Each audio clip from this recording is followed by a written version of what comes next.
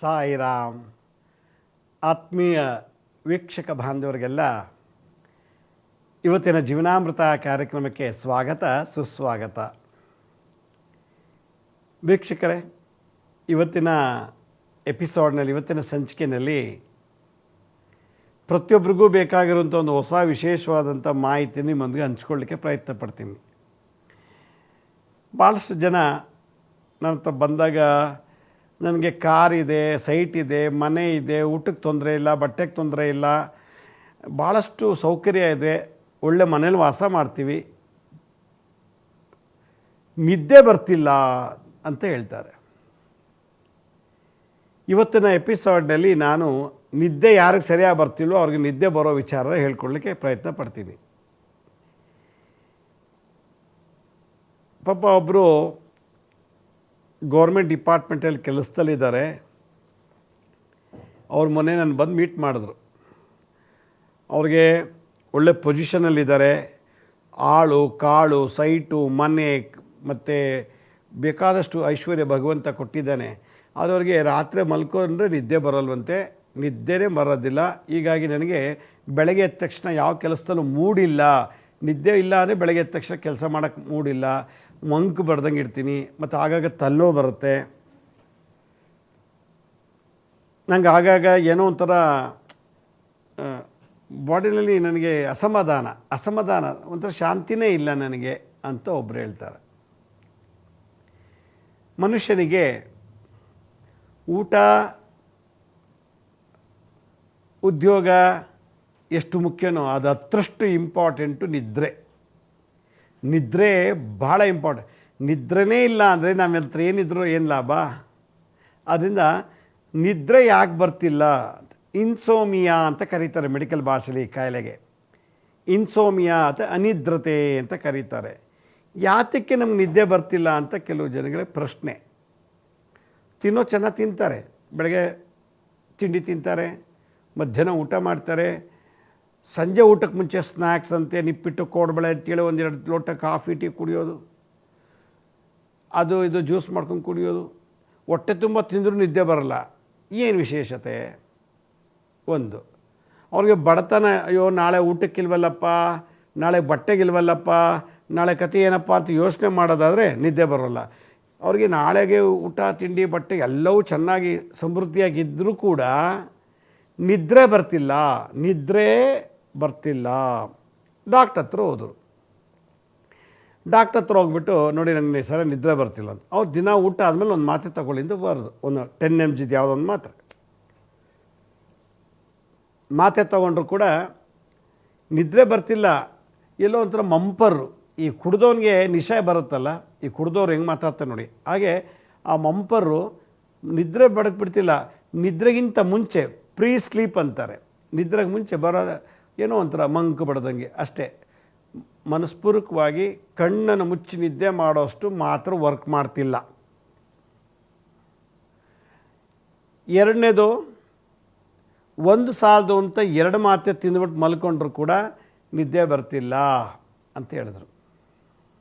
ಇದು ಒಬ್ಬರದ ಒಂದು ನೋವು.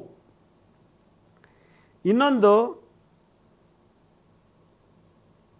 ಹೆಚ್ಚಿಗೆ ಊಟ ಮಾಡಿಬಿಟ್ರೆ ನಿದ್ದೆ ಬರೋದಿಲ್ಲ, ಅದಕ್ಕೆ ಇಷ್ಟೇ ತಿಂದ್ಬಿಡೋಣ, ಸ್ವಲ್ಪ ತಿಂದ್ಬಿಟ್ಟು ಮಲ್ಕೊಂಡ್ರೆ ಆ ಹಸಿವಿಗೆ ಏನೋ ಸ್ವಲ್ಪ ನಿದ್ದೆ ಬರುತ್ತೆ ಅಂದ್ಬಿಟ್ಟು ಮಾಡ್ತೀವಿ. ಸ್ವಲ್ಪ ತಿಂದರೂ ನಿದ್ದೆ ಬರೋಲ್ಲ, ಕಂಠ ಪೂರ್ತಿ ತಿಂದರೂ ಕೂಡ ನಿದ್ದೆ ಬರ್ತಿಲ್ಲ. ಇದಕ್ಕೇನೋ ಪರಿಹಾರ ತಿಳಿಸಿ ಅಂತ. ನಿದ್ರೆ ಬರ್ತಿಲ್ಲ ಅನ್ನೋದಕ್ಕೆ ನಾನು ಭಾಳಷ್ಟು ಎಪಿಸೋಡ್ ಮಾಡಿದ್ದೀನಿ ಹಿಂದೆ.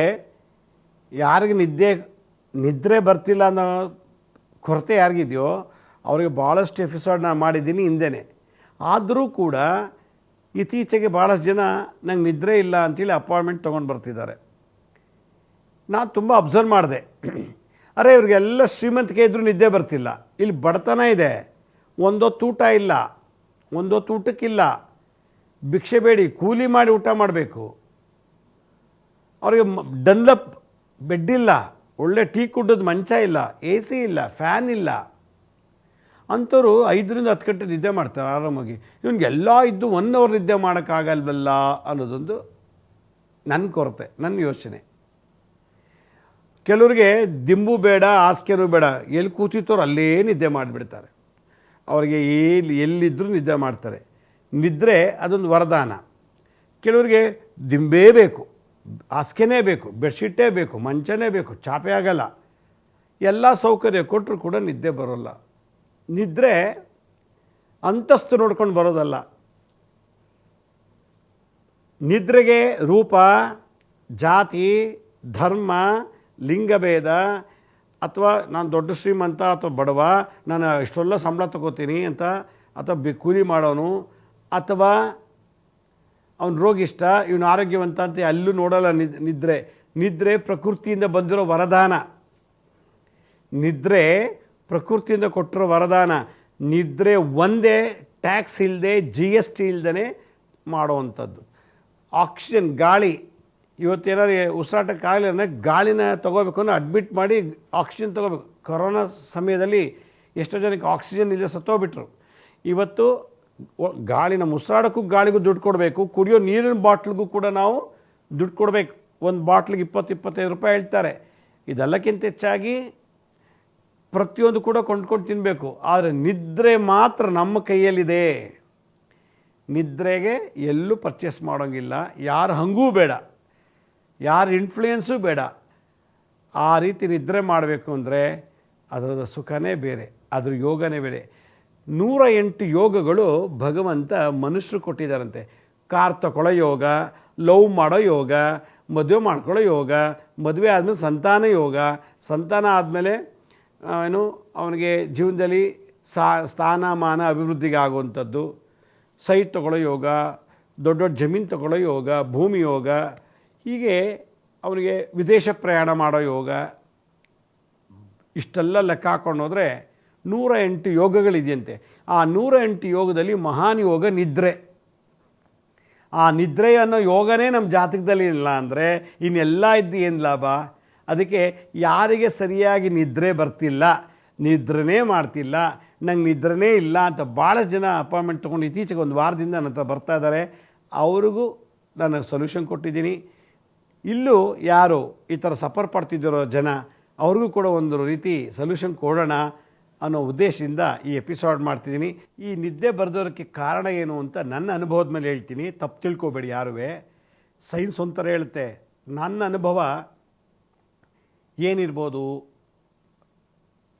ಕೆಲವರಿಗೆ ನಿದ್ದೆ ಬರೋದಿಲ್ಲ, ಕಾರು, ಬಂಗ್ಲೆ, ಮನೆ, ಸೈಟ್ ಎಲ್ಲ ಇರುತ್ತೆ, ನಿದ್ದೆ ಬರೋಲ್ಲ. ಯಾಕೆಂದರೆ ಅವ್ರ ಮನೆ ಯಾರ್ದೋ ಒಬ್ರ ಬಗ್ಗೆ ಚಿಂತೆ ಮಾಡ್ತಿರೋ ನಿದ್ದೆ ಬರೋಲ್ಲ. ಮಗಳು ಮದುವೆ ಆಗಿಲ್ವಲ್ಲ ಅಂತ ಚಿಂತೆ ಮಾಡ್ತಾರೆ, ಮಗನಿಗಿನ್ನೂ ಮದುವೆ ಆಗಿಲ್ವಲ್ಲ ಅದ್ರ ಬಗ್ಗೆ ಚಿಂತನೆ ಮಾಡಿ ಒಂದು 5 ದಿನ ಮಗನ ಚಿಂತನೆ ಮಾಡಿದ್ರೆ ನಿದ್ದೆ ಬ್ರೇಕ್ ಆಗಿಬಿಡ್ತದೆ. 5 ದಿವಸ ಸಾಕು.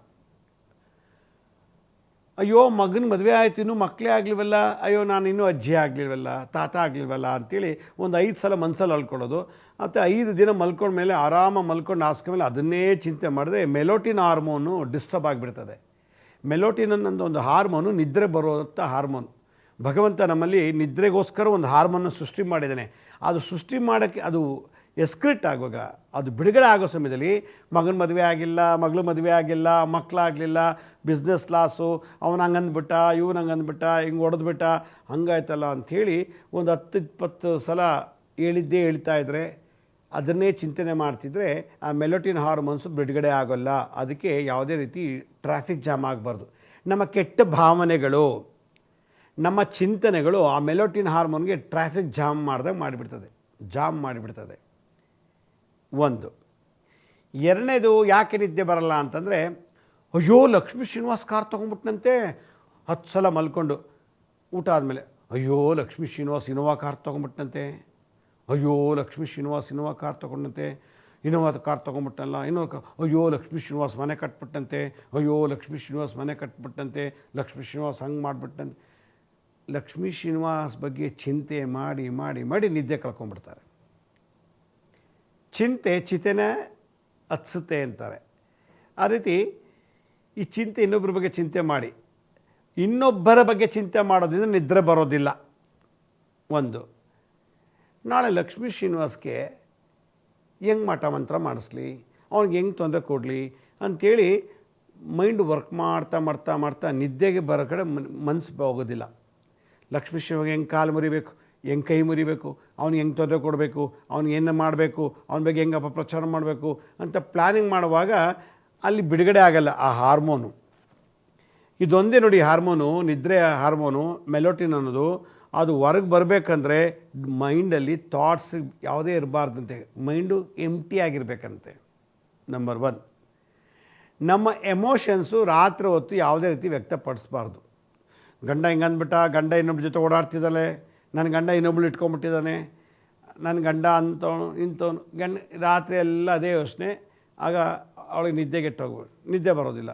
ನನ್ನ ಹೆಂಡ್ತಿ ಯಾವನ ಜೊತೆ ಓಡಾಡ್ತಾಳೆ, ನನ್ನ ಹೆಂಡ್ತಿ ಇನ್ನೊಬ್ಬರ ಜೊತೆ ಮಾತಾಡ್ತಾಳೆ, ನನ್ನ ಹೆಂಡ್ತಿ ದಿನ ಇನ್ನೊಬ್ಬರ ಜೊತೆ ಚಾಟ್ ಮಾಡ್ತಾಳೆ, ಇದೇ ಯೋಚನೆಯಲ್ಲಿ ಅವನಿಗೆ ನಿದ್ದೆ ಕಳ್ಕೊಂಬಿಡ್ತಾನೆ. ಇದೊಂದು. ಅಯ್ಯೋ ಮಕ್ಕಳು ಓದ್ಲಿವಲ್ಲ, ಅದು ಮಾಡ್ತಿಲ್ವಲ್ಲ ಅಂತ ಯೋಚನೆಗೆ.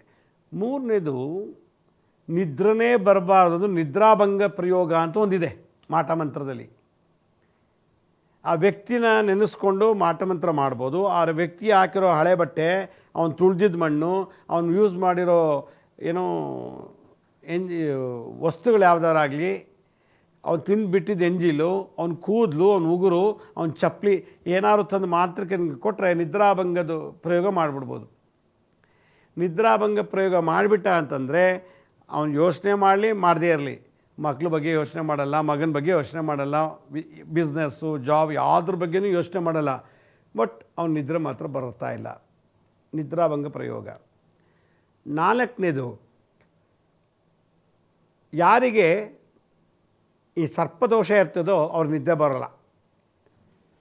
ಸರ್ಪದೋಷ ಇದ್ದವ್ರಿಗೆ ನಿದ್ದೆ ಬರೋಲ್ಲ. ಅಕಸ್ಮಾತ್ ನಿದ್ರೆ ಮಾಡಿದ್ರೆ ಕನ್ಸಲ್ಲಿ ಹಾವು ಕಾಣ್ತಾ ಇರ್ತದೆ, ಕನಸಲ್ಲಿ ಹಾವುಗಳು ಕಾಣುತ್ತೆ. ಆದ್ದರಿಂದ ಸರ್ಪದೋಷ ಇದ್ದಂಥವ್ರಿಗೆ ನಿದ್ರೆ ಬರೋದಿಲ್ಲ. 1. ಯಾರಿಗೆ ಪಿತೃದೇವತೆಗಳ ಶಾಪ ಇರ್ತದೋ ಅವ್ರು ಮಲ್ಕೊಂಡ ತಕ್ಷಣವೇ ಸತ್ತಿರೋರೆಲ್ಲ ಕಾಣ್ತಾರೆ, ಸತ್ತೋಗಿರೋರೆಲ್ಲ ಕಾಣ್ತಾ ಇರ್ತಾರೆ. ಹೀಗಾಗಿ ಭಯದಿಂದ ಅವ್ರಿಗೆ ನಿದ್ದೆ ಡಿಸ್ಟರ್ಬ್ ಆಗ್ತಿರ್ತದೆ.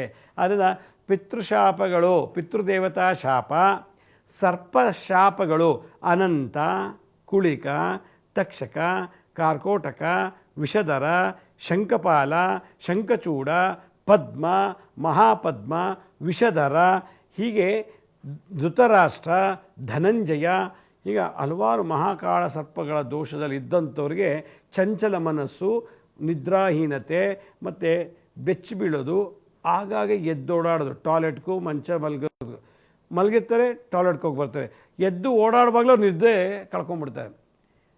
ಒಂದು 10 ಸಲ ರಿಸರ್ಚ್ ಮಾಡೋಕ್ಕೆ ಹೋಗಬೇಕು ಅಂತ ಬರ್ತದೆ, 1-2 ಸಲ ಮಲಮೂತ್ರ ವಿಸರ್ಜನೆ ಮಾಡಬೇಕು ಅಂತ ಮನಸ್ಸು ಹೇಳುತ್ತೆ.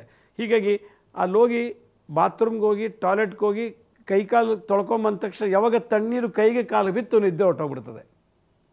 ಯಾವಾಗ ಬಾಯನ್ನು ಮುಕ್ಕಳಿಸ್ಬಿಟ್ವಿ ನೀರು ಹಾಕಿ ನಿದ್ದೆ ಹೊಟ್ಟೋಗುತ್ತೆ. ಯಾವಾಗ ತಣ್ಣೀರು ನಮ್ಗೆ ಸ್ಪರ್ಶ ಆಯಿತು ನಿದ್ದೆ ಹೊಟ್ಟೋಯ್ತು. ಹೀಗಾಗಿ ನಿದ್ರೆ ಬರೋದು ಅಂದರೆ ಅದೊಂದು ಯೋಗ. ಇನ್ನೊಂದು ನಾನು ಅನುಭವ ಪ್ರಕಾರ ಹೇಳೋದಾದರೆ, ಈ ತುಂಬ ಅಸೂಯೆ ಪಟ್ಟರೆ, ಹೊಟ್ಟೆಕಿಚ್ಚು, ತುಂಬ ಅಹಂಕಾರದಲ್ಲಿ ನಾವು ಮೆರೆದ ಬೆಳಗ್ಗೆಯಿಂದ ಸಂಜೆವರು ಅಹಂಕಾರ, ನಿನಗೇನು ಗೊತ್ತು, ನಂದೇ ಗೊತ್ತು, ಈ ಅಹಂಕಾರ ಹೊಟ್ಟೆಕಿಚ್ಚು ಎರಡೂ ಕೂಡ ಮೆಲೋಟಿನ್ ಹಾರ್ಮೋನನ್ನು ಬಿಡುಗಡೆ ಮಾಡಲಿಕ್ಕೆ ಬಿಡೋದಿಲ್ಲ. ಆದರೂ ಕೂಡ ಅದು ಬ್ರೈನ್ ಪೂರ್ತಿ ಅರಿಯೋಕ್ಕಾಗಲ್ಲ. ಈ ಅಸೂಯೆ, ಈ ಹೊಟ್ಟೆಕಿಚ್ಚು ಅಥವಾ ಅಹಂಕಾರ ಇದಿಷ್ಟು ನಮ್ಮ ನಿದ್ರೆನ ಡಿಸ್ಟರ್ಬ್ ಮಾಡ್ತಾ ಇದೆ. ಇದು ಮನುಷ್ಯನ ನಡವಳಿಕೆ, ದಿಸ್ ಆ್ಯಟಿಟ್ಯೂಡ್ ಇಶ್ಯೂ ಅಂತಾರೆ.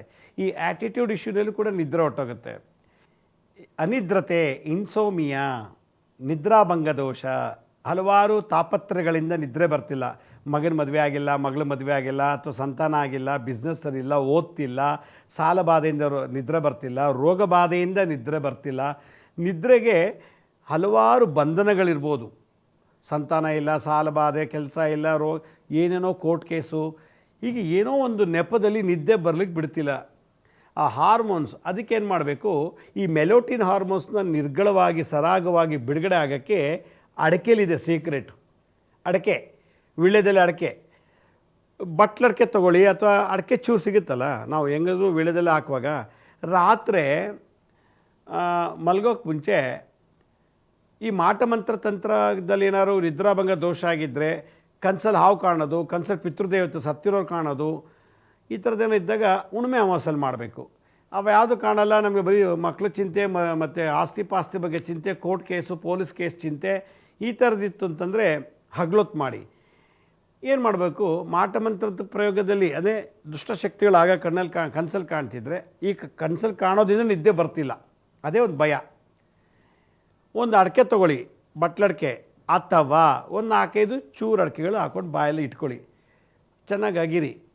ಪೂರ್ತಿ ಅಗಿದ್ಬಿಟ್ಟು ರಸ ಕುಡಿಬಾರ್ದು, ಎಲ್ಲ ಅಗದು ಸ್ವಲ್ಪ ಏನು ಆ ಶೇಷ ಸ್ವಲ್ಪ ಉಳಿಸಿ ಅದನ್ನು ಬಂದು ತೊಗೊಂಬಂದ್ಬಿಟ್ಟು ಒಂದು ರಸ್ತೆ, ಆ ರಸ್ತೆಯಲ್ಲಿ ಒಂದು ಹಳ್ಳ ತೆಗೀರಿ, ಹಳ್ಳಕ್ಕೆ ಅದನ್ನು ಹಾಕಿ ಊತಾಕ್ಬಿಡಿ.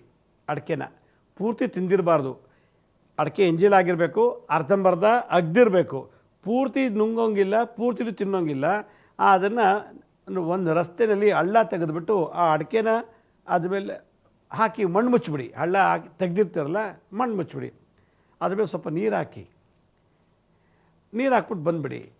ಯಾವ ಜಾಗದಲ್ಲಿ ನೀವು ಅಡಿಕೆನ ಅಗದು ಅದನ್ನು ಹಾಕಿದ್ದೀರಲ್ಲ ಅಲ್ಲಿ ಜನರು ಓಡಾಡಬೇಕು. ಜನರು ಓಡಾಡ್ತಿದ್ರು, ಎಷ್ಟು ಜನರು ಆ ಹಳ್ಳದ ಮೇಲೆ ಕಾಲಿಟ್ಟು ಓಡಾಡ್ತಾರೋ ಆಗ ನಿಮಗೆ ಚಿಂತೆ ಇಲ್ಲದೆ ನಿದ್ದೆ ಬರುತ್ತೆ ಅಂತ ಹೇಳಿದ್ರು. ಅಡಿಕೆ ಅದಕ್ಕೆ ಹಿಂದಿನ ಕಾಲದಲ್ಲಿ ಊಟ ಆದಮೇಲೆ ವಿಳ್ಯದಲ್ಲಿ ಅಡಿಕೆ ಹಾಕ್ಕೋತಿದ್ರು. ಯಾಕೆಂದರೆ ನಿದ್ದೆ ಚೆನ್ನಾಗಿ ಬರಲಿ ಅಂತ. ನಿದ್ದೆ ಅವಾಗ ಚೆನ್ನಾಗಿ ಬಂತು, ಮನುಷ್ಯನಿಗೆ ಎಲ್ಲ ಆರೋಗ್ಯ ಪ್ರಾಪ್ತಿಯಾಯಿತು. ನಿದ್ರೆನೇ ಇಲ್ಲ ಅಂದರೆ ಆರೋಗ್ಯ ಹೊಟ್ಟೋಗುತ್ತೆ. ಇನ್ನೊಂದು ಸಲ ಹೇಳ್ತೀನಿ, ಬಟ್ಲಡಿಕೆ ಅಥವಾ ಅಡಿಕೆ ಚೂರನ್ನ ಚೆನ್ನಾಗಿ ಅಗಿರಿ, ಎಲ್ಲ ಅಗ್ಬಿಟ್ರು ರಸ ಕುಡೀರಿ.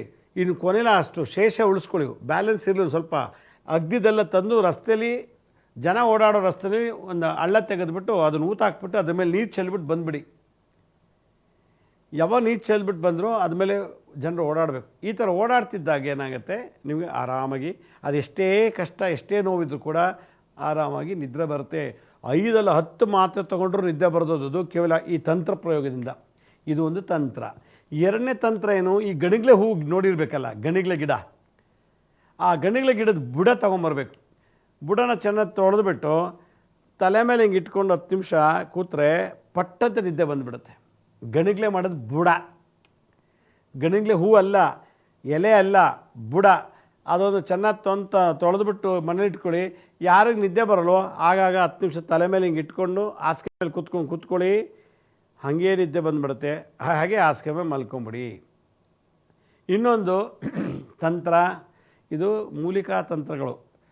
ಇನ್ನೊಂದು, ಮಲ್ಗೋಕ್ಕೆ ಮುಂಚೆ ಒಂದು 10 ನಿಮಿಷ ಧ್ಯಾನ ಮಾಡಿ, ಒಂದು 15 ನಿಮಿಷ ನಿಮ್ಮ ಉಸಿರಾಟನೇ ಗಮನಿಸಿ. ಉಸಿರು ತೊಗೊಳ್ಳೋವಾಗ ಹೊಟ್ಟೆ ದಪ್ಪ ಆಗುತ್ತೆ, ಉಸಿರು ಬಿಟ್ಟಾಗ ಹೊಟ್ಟೆ ಒಳಗೋಗುತ್ತೆ, ಉಸಿರು ತೊಗೊಂಡಾಗ ಹೊಟ್ಟೆ ಎದೆಲ್ಲ ಅಗಲ ಆಗುತ್ತೆ, ಉಸಿರು ಬಿಟ್ಟಾಗ ಹೊಟ್ಟೆ ಒಳಗೋಗುತ್ತೆ. ಇದನ್ನೇ ಉಸಿರಾಟನೇ ಗಮನಿಸ್ತಾ ಇರಬೇಕು, ತೊಗೊಳ್ಳೋದು ಬಿಡೋದು ತೊಗೊಳ್ಳೋದು. ಹಾಗೇ ನೋಡ್ತಾ ಉಸಿರಾಟದ ಮೇಲೆ ಗಮನ ಬಿಟ್ಬಿಡ್ಬೇಕು. ಯಾವಾಗ ಗಮನ ಬಿಟ್ಟು ಮೆಲೋಟಿನ್ ಹಾರ್ಮೋನ್ಸ್ ಪ್ರೊಡ್ಯೂಸ್ ಆಗುತ್ತೆ. ಅದಕ್ಕೆ ನಿದ್ರೆಗೆ ಮಾತ್ರೆ ತಗೋಬೇಡಿ, ನಿದ್ರೆಗೆ ಏನೋ ಕಸರತ್ತು ಮಾಡೋದು ಬೇಡ. ಆ ಮೆಲೋಟಿನ್ ಹಾರ್ಮೋನು ನಿದ್ರಾದೇವತೆ, ಆ ಮೆಲೋಟಿನ್ ಹಾರ್ಮೋನ್ಸ್ಗೆ ಆಧ್ಯಾತ್ಮಿಕದಲ್ಲಿ ನಿದ್ರಾದೇವತೆ ಅಂತಾರೆ. ಒಂದೊಂದು ಹಾರ್ಮೋನ್ಸು ಒಂದು ದೇವತೆ ಕಂಟ್ರೋಲ್ ಇದೆ. ಹಾಗೆ ಇದನ್ನು ನೀವು ಮಾಡ್ತಾ ಬಂದರೆ ಆರಾಮಾಗಿ ನಿದ್ದೆ ಮಾಡ್ಬೋದು, ಔಷಧಿ ಇಲ್ಲದೇ. ಸೊ ಮನೆಗೊಬ್ಬ ಮಾಂತ್ರಿಕ, ಮನೆಗೊಬ್ಬ ತಾಂತ್ರಿಕ, ಮನೆಗೊಬ್ಬ ಮುದ್ರೆ ಮಾಡೋದು, ಮನೆಗೊಬ್ಬ ವೈದ್ಯ ಇದ್ದಾಗ ಯಾವುದೇ ಯೋಚನೆ ಇಲ್ಲದೇ ಆರಾಮಾಗಿ ನಿದ್ದೆ ಮಾಡ್ಬೋದು, ಎಲ್ಲ ಸುಖವನ್ನು ಪಡಿಬೇಕು. ಅದಕ್ಕೆ ನಾನು ಯಾವಾಗಲೂ ಹೇಳ್ತೀನಿ, ಈ ಮುದ್ರಾ ಮಂತ್ರ ಎಂಥ ಪ್ರತಿಯೊಬ್ಬರು ಮನೇಲಿ ಕಲ್ತಿದ್ದೇ ಆದರೆ ಈ ರೀತಿ ಯೋಚನೆಗಳು, ಆಲೋಚನೆಗಳು, ನಡವಳಿಕೆಯಲ್ಲಿ ಇರೋ ಏರೋಪೇರು ಇವೆಲ್ಲ ನಾಶ ಮಾಡಿ ಸುಖವಾಗಿ ಜೀವನ ನಡೆಸ್ಬೋದು, ಆರಾಮಾಗಿರ್ಬೋದು. ಇದು ನನ್ನ ತತ್ವ. ವೀಕ್ಷಕರೇ, ನಮ್ಮ ಹಳೆ ಸಂಚಿಕೆಗಳನ್ನು ಯಾರು ನೋಡೋಕ್ಕಾಗಿಲ್ವೋ ಅವರು ನಮ್ಮ ಈ ಶಿರ್ಡಿ ಸಾಯಿ ಭಿಕ್ಷಾ ಕೇಂದ್ರ ಮತ್ತು ಹೆಲ್ತ್ ಸೈನ್ಸ್ ಅಂತ 2 ಯೂಟ್ಯೂಬ್ ಚಾನಲ್ ಇದೆ. ಇದ್ರ ಜೊತೆ SSBK ಜ್ಞಾನೋದಯ ಅಂತ ಒಂದು ಮ್ಯೂಸಿಕ್ ಚಾನಲ್ ಇದೆ. 3ಕ್ಕೂ ಸಬ್ಸ್ಕ್ರೈಬ್ ಮಾಡ್ಕೊಳ್ಳಿ. ಮೊದಲು ಪಕ್ಕದ ಬೆಲ್ ಬಟನ್ ಪ್ರೆಸ್ ಮಾಡಿ. ಆ ಲಿಂಕ್ ನೋಡಾದಮೇಲೆ ಆ ಲೈಕ್ ಅನ್ನೋ ಒಂದು ಬಟನ್ ಇದೆ, ಅದನ್ನು ಪ್ರೆಸ್ ಮಾಡಿ. ಆ ಲಿಂಕನ್ನು ನಿಮ್ಮ ಬಂಧು ಮಿತ್ರರಿಗೆ ವಾಟ್ಸಪ್ ಮುಖಾಂತರ ಅಥವಾ ಇಮೇಲ್ ಮುಖಾಂತರ ಶೇರ್ ಮಾಡಿ. ಮತ್ತು ಇಲ್ಲೂ ಮಿಸ್ ಆಯಿತು ಅಂದರೆ ನಮ್ಮಲ್ಲಿ ಫೇಸ್ಬುಕ್ಕು, ಇನ್ಸ್ಟಾಗ್ರಾಮ್, ಲಿಂಕ್ಡ್ಇನ್ ಮತ್ತು ಟ್ವಿಟರ್ ಇಲ್ಲೂ ಕೂಡ ನಮ್ಮದು ಇನ್ಫಾರ್ಮೇಷನ್ನ ಅಪ್ಲೋಡ್ ಮಾಡ್ತಾಯಿದ್ದೀವಿ. ಅದರಿಂದ ವೀಕ್ಷಕರು ಎಲ್ಲಿ ಬೇಕಾದ್ರೂ ನೀವು ಹಳೆ ಎಪಿಸೋಡ್ಸ್ನ ಮಾಹಿತಿಯನ್ನು ಯಾವಾಗ ಬೇಕಾದ್ರೂ ನೋಡ್ಬೋದು. ಆಮೇಲೆ ಯಾರಿಗೆ ಅಪಾಯಿಂಟ್ಮೆಂಟ್ ಬೇಕು ಅಂತ ಇದ್ದೀರೋ ಅವರು ನಾನು ಸ್ಕ್ರೀನ್ ಮೇಲೆ ತೋರಿಸ್ತಾ ಇದ್ದೀನಿ ನೋಡಿ, www.lakshmisrinivas.in ಅಂತ ಇದಕ್ಕೆ ಲಾಗಿನ್ ಆಗಿ ನಿಮಗೆ ಯಾವ ಡೇಟ್ ಯಾವ ಟೈಮ್ಗೆ ಬುಕ್ ಮಾಡ್ಕೊಳ್ಳಿ. ಯಾರು ಪ್ರಶ್ನೆ ಕೇಳಬೇಕು ಅವರೇ ಬಂದರೆ ಒಳ್ಳೆಯದು. ಬರಲಿಲ್ಲ ಅಂತಂದರೆ ಅವ್ರದ್ದು ಜಾತಕ ತೊಗೊಂಡು ಬನ್ನಿ. ಯಾವುದಕ್ಕೂ ಜಾತಕ ಇದ್ದರೆ ಒಳ್ಳೆಯದು. ಅಕಸ್ಮಾತ್ ಇಲ್ಲಾಂದ್ರೆ ಏನೂ ಮಾಡೋಕ್ಕಾಗಲ್ಲ, ಬೇರೆ ಥರ ನೋಡ್ತೀವಿ. ಇಷ್ಟು ಹೇಳ್ತಾ ಇವತ್ತಿನ ಕಾರ್ಯಕ್ರಮ ಮುಗಿಸ್ತೀನಿ. ಇದೇ ರೀತಿ ನಾಳಿನ ಸಂಚಿಕೆಯಲ್ಲಿ ಮತ್ತೊಂದು ವಿಶೇಷವಾದಂಥ ಮಾಹಿತಿಯೊಂದಿಗೆ ತಮ್ಮನ್ನು ಭೇಟಿ ಮಾಡ್ತೀನಿ. ಅಲ್ಲಿವರೆಗೂ ನನ್ನ ನಮಸ್ಕಾರ. ಸಾಯಿರಾಮ್.